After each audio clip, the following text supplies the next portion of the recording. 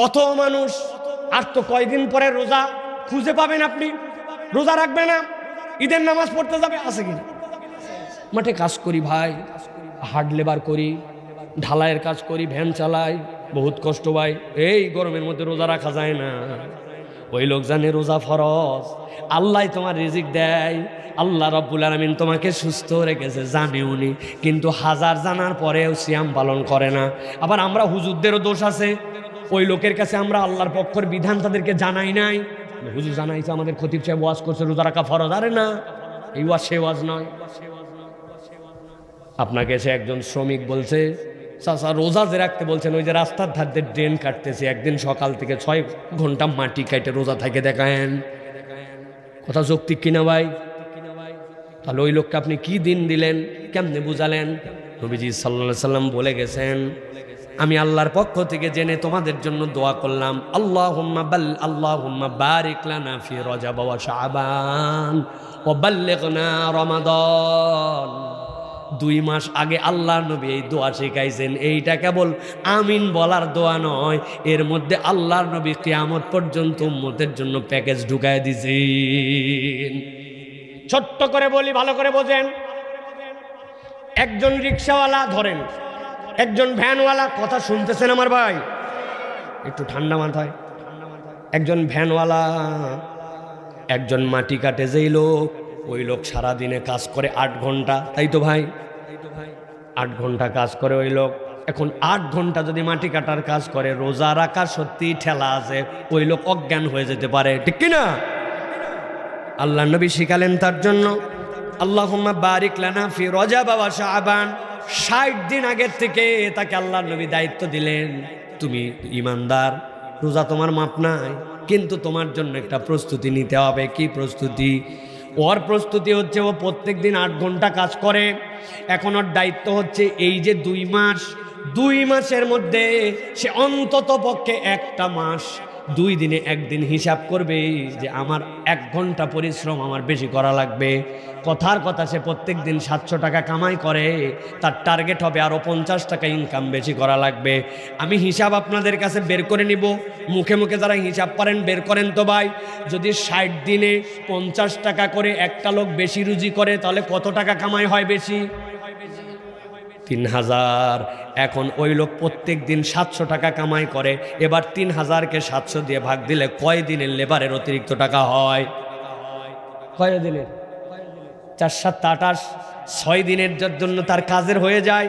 তাহলে 1 মাস যদি সে 1 ঘন্টা করে বেশি কাজ করে, তাহলে তার জন্য 7 দিনের টাকা বের হয়। আর যদি 2 ঘন্টা করে বেশি কাজ করে, তাহলে তার জন্য 15 দিনের টাকা বের হয়ে যায়। কথার কথা ধরলাম 15 দিন পারলো না, 60 দিনে কষ্ট করে সে 10 দিনের টাকা জোগাড় করছে এক্সট্রা। রোজা যে রাখতেছে, ওই লোকের শুধু ছেলের দায়িত্ব নয়, তার একটা ফ্যামিলি আছে, ওর বউয়ের দায়িত্ব কি? আল্লাহুম্মা বারিক লানা ফি রজব ওয়া শাবান ওয়া বাল্লিগনা রমাদান। তার বউ প্রত্যেক দিন যে ভাত রান্না করে, 1 মুঠ করে চাল তুলে আলাদা করে রাখে, 1 মুঠ ডাল আলাদা করে, একটা পেঁয়াজ আলাদা করে, অর্ধেকটা রসুন আলাদা করে, 1 চিমটি করে করে আলাদা করে তুলে তুলে লবণ রাখে, অল্প একটু করে তেল চাপ দিয়ে দিয়ে আরেকটা বোতলের মধ্যে রাখে। 2 মাস যদি কোনো মহিলা তার সংসার থেকে সঞ্চয় করতে শুরু করে, কোনো ব্যাপারই না, 5 দিনের চাল ডাল তেল ওই মহিলা চাইলে আয়োজন করে ফেলতে পারে, ঠিক কিনা? স্বামী কষ্ট করেছে, কষ্ট করে 10 দিনেরটা জোগাড় করেছে, স্ত্রী সাপোর্ট দিছে, 5 দিনেরটা সে জোগাড় করে ফেলেছে। আল্লাহ বলতেছেন, নবী বলেন, আল্লাহুম্মা বারিক লানা ফি রজব ওয়া শাবান ওয়া বাল্লিগনা রমাদান। ওই ব্যক্তির বরকতের জন্য দোয়া প্রচেষ্টা আল্লাহর কাছে করেছে। রমজান যেদিন চলে আসছে, ওই ব্যক্তি মুসলমান ডিক্লার দিছে, কাজ তো এইটাই করব, কিন্তু আমি আমার নবীর তরিকা গ্রহণ করে 15 দিনের খাদ্য আমার বাড়িতে সঞ্চয় করেছি। কাজের অজুহাতে আমি কখনো রোজা বাদ দিতে পারি না। আগে করতাম 8 ঘন্টা পরিশ্রম, এখন করি আমি 4 ঘন্টা। আগে রেগুলার প্রত্যেক দিন কাজ করতাম, এখন 1 দিন কাজ করি, 1 দিন বাদ দেই। আর আল্লাহর কাছে বরকতের দোয়া করছি, পৃথিবীর যত জব থাক, যত হার্ডওয়ার্কার থাক, আল্লাহ নবীর এই তরিকা জানলে রোজা থেকে তার বেরিয়ে আসার কোনো সুযোগ নাই। আমি হুজুরও বুঝাই নাই, আবার যার বুঝার কথা হইল বুঝও নেই নাই, কিন্তু আল্লাহর বিধান জানার পরেও পালন করে নাই। আল্লাহ বলছেন কান্নামা উগশিয়াত উজুহুম কিতাম মিনাল লাইলি মুসলিমা। আল্লাহ বলছেন হাসরের দিনে আমি তোকে কালো মুখে উঠাতে চাই না, কিন্তু আল্লাহর বিধানে যেই ব্যক্তি গুরুত্ব দেয় নাই, জানা বুঝার পরেও, জানতো এটা আমার করা লাগবে তারপরেও করে নাই, ওই জীবন যদি পালন করে, আল্লাহ বলতেছেন আল্লাহর কাছে কিন্তু ওই দিন ধরা খেয়ে যাওয়া লাগবে। নিজেদের দিকে তাকায় দেখেন, সপ্তাহ জুম্মার নামাজ পড়লাম, কিন্তু জানি ফরজ 5 ওয়াক্ত নামাজ কার হুকুমে বাদ দিলাম। এই রকম মুসলমান আমাদের আছে। এর একমাত্র কারণ হাসরের দিনের উঠার পরিস্থিতির ব্যাপারে বেখবর, ঠিক কিনা ভাই? 3 নম্বরে আল্লাহ বলছেন একদল লোক ওই দিন আল্লাহর সামনে হাজির হবে, যেই মানুষগুলার প্রাণগুলা ওষ্ঠাগত হয়ে যাবে। যে কোনো একজন আজানের উত্তর দেন। হ্যাঁ, আল্লাহ বলতেছেন তাদের প্রাণগুলা ওষ্ঠাগত হবে। ওয়া আনজিরহুম ইয়াউমাল আজিফা ইযিল কুলুবু লাদাল হানাজির কাযিমিন। আল্লাহ বলছেন মালিজ যালিমিনা মিন হামিমিন ওয়ালা শাফিঈ ইউতা। আল্লাহ বলতেছেন ওই দিন একদল লোক এমনভাবে আল্লাহর সামনে আসবে, আল্লাহ তাদের প্রাণ বের করে দিবেন না, কিন্তু এই প্রাণগুলা মনে হবে ওষ্ঠাগত। ভাই বোঝেন, অনেক সময় আপনার এরকম হয়েছে কি না, যে ধুপি পিঠা ভাপা পিঠা, আপনারা কি বলেন ভাই? ভাপা পিঠা বলেন না? শুকনা ভাপা পিঠা আমার জীবনে একবার হয়েছে। হাতের কাছে পানি ছিল না, খাইতে লাগছি, মুখের সব লালা শুকায় গলার কাছে বাইদে গেছে, নিচেও নামে না উপরেও যায় না, মনে হচ্ছে জান বাড়ায় গেলেও বেঁচে যায়, জান বাড়ায়ও না থাকেও না। হয়েছে না ভাই? এরকম হয় অনেক সময়। আল্লাহ বলছেন আমি যে উদাহরণ দিচ্ছি সেটার সাথে এইটার কোনো সম্পর্ক নাই, কিন্তু বোঝানোর জন্য বললাম। আল্লাহ বলছেন এক শ্রেণীর লোক ওই দিন আল্লাহর সামনে আসবে, যাদের জানটা যেন বের হয়ে যাওয়ার মতো, কিন্তু তারা হাজার মৃত্যু কামনা করলেও রব্বুল আলামিন তাদেরকে মৃত্যু দিবেন না। আল্লাহ বলছেন মালিজ যালিমিন মিন হামিম ওয়ালা শাফিঈ ইউতা। ওই দিন তাদের কোনো অন্তরঙ্গ বন্ধু থাকবে না, তাদের পক্ষে কেউ আল্লাহর কাছে সুপারিশ করতে পারবে না। তারা কারা? এই পরিস্থিতি হবে তাদের দুনিয়ার বুকে যারা জুলুম করেছিল। জালেম, জুলুমের কথা বললেই আমাদের মন চলে যায় সরকারের দিকে, কি ভাই না? কিন্তু আমরা ব্যক্তিগতভাবেও এক একজন জালেম হয়ে আছে, আমরা খেয়াল করি নাই। একটু হিসাব করেন আমরা কেমন জালেম। আপনার আব্বা কবে মরছে, বোনের সম্পত্তি আজ পর্যন্ত ফেরত দেয় নাই, ধানাই পানাই করে হাজি সাহেব বোনের সম্পত্তি খাইয়া ফেলাইছে। ছেলে মেয়ের মধ্যে বেইনসাফ করছে, বিদেশে একটা ছেলে তাকে হাজার কষ্ট করে কামাই করে, বাপ হিসাবে এমন বেইনসাফ করছে, উনি টাকা পাঠায় আর উনি সকলের জন্য জমি কিনছে, সবার জন্য খরচ করছে, আসার পরে তার আর কোনো কিচ্ছু নাই।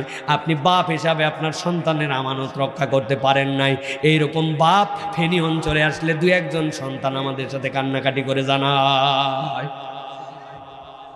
স্ত্রীর কাছে আমানত পাঠাইছে, স্ত্রী গজব করে ফেলছে, খাইয়া ফেলাইছে। বাপ আপনার জন্য প্রাইভেটে পাঠাইছিল পড়ার জন্য, টাকা দিয়ে আপনাকে প্রাইভেট পড়ায়, আপনি প্রাইভেট ফাঁকি দিয়েছেন, দিয়ে বন্ধুর সাথে ঘুরছেন, আড্ডা মারছেন, সিনেমা দেখতে গেছেন, ওই টাকা অন্য জায়গায় ব্যবহার করছেন। আপনার বাপ আপনার পড়ার জন্য পাঠাইছে, আপনি ওই কাজ করেন নাই, মানে আপনি বাপের সাথে জুলুম করছেন, ঠিক কিনা? ভালো করে বুঝেন। আল্লাহ বলতেছেন ওই দিন কিন্তু কোনো জালেমের কোনো দোস্ত থাকবে না।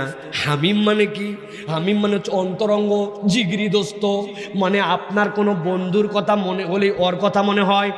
কল্পনা করেন তো, এখন যদি আপনাকে বলা হয় ভাই বলেন তো আপনার দোস্ত কার কথা মনে হচ্ছে, দেখেন মনে মনে ভাবে দেখেন, সকলের নাম আসে নাই, যে কোনো একটা এইটাই আমার সবচেয়ে বেস্ট ফ্রেন্ড মনে হয়েছে না ভাই? হয়েছে না? যার সাথে খেলতে পছন্দ করি, যার দোস্তালি পছন্দ করি। আল্লাহ বলছেন ওই দিন একটাও দোস্ত খুঁজে পাওয়া যাবে না, ইয়ানাপসি করবি। অতএব দুনিয়াতে কাকে দোস্ত বানাচ্ছ একটু হিসাব করে চলাফেরা করো। আল্লাহ নবী বলছেন যে দুনিয়ার মানুষ তুমি হিসাব করো, মাইয়ুখালিল, তুমি কাকে বন্ধু বানালে। তোমার এমন বন্ধু যে তোমাকে নামাজের দিকে ডাকলো না, তুমি এমন বন্ধু যেই বন্ধু কখনো তোমাকে বললো না এই গালি দিস কেন, গালি দেওয়া তো খারাপ কাজ, গালি দিবি না ভাই, এই তুই কেন মিথ্যা কথা বলিস, কথায় কথায় মিথ্যা কথা ইমানদারের ভূষণ হতে পারে না, এই চায়ের দোকানে বসছিস গিবত লাগাইছিস মানে বন্ধ কর গিবত, কিসের গিবত, গিবত আল্লাহ পছন্দ করে না। আপনাকে এই কথা বলে না, বন্ধু বলে না, বরং আপনার সাথে আরো তাল দেয়, ও তুই একটা মেয়ের বাজে ছবি দেখাইছি, এটা কোনো ছবি না ব্যাককল, আমার কাছে যে মাল আছে ওইটা দেখাচ্ছি তো। যুবকেরা বলো ভাই আছে কি না, ভাই আছে কি না? একটা নারীর ব্যাপারে বাজে কথা হচ্ছে, ওখানে আরো উস্কায় দেয়, আছে না ভাই?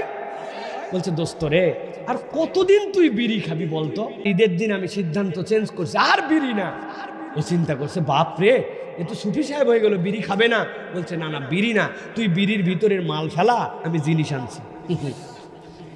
ও বিড়ির ভিতরের মাল ফেলাইছে, ও ভিতরে ছোট্ট পুরিয়া নিয়ে আইছে, পুরিয়া নিয়ে এসে কুসকুস কুসকুস করে কাটে ওর মধ্যে ঢুকাইছে, ঢুকাই বলছে এবার টান দিয়া দেখ খালি, একটা নেতে যেমন তেমন, দুইটা নেতে রাজা। ফেনী অঞ্চলে ওর নাম কি ভাই? বাবা সবাই জানে, সারা দেশে একই অবস্থা। এরকম বন্ধু আছে না ভাই? বন্ধুর খপ্পরে পড়ে নেশাগ্রস্ত হয়ে গেছে, বন্ধুর খপ্পরে পড়ে বাপ মার জন্য এখন সে মাথার বোঝা হয়ে গেছে, এরকম সন্তান আছে কিনা? আল্লাহ বলছেন সাবধান হও, ওই দিন যাওয়ার পরে খুঁজে পাবে না মালিজ জালিমিন মিন হামিম। তোমার জন্য সুপারিশ করি মুহাম্মদ সাল্লাল্লাহু আলাইহি ওয়াসাল্লাম, তোমাকে নবীজি সুপারিশ করবে না, জালেমের জন্য নবী সুপারিশ করবে না। কোথায় যাব আমি ওই দিন? অতএব আমাকে এখান থেকে বাঁচতে হবে প্রিয় ভাইরা। আমার 7:30 পর্যন্ত বলার কথা ছিল, 7:30 পার হয়েছে, আরো 3টা পয়েন্ট বাকি আছে, বলবো একটু আরেকটু। আছেন তো আপনারা? আল্লাহ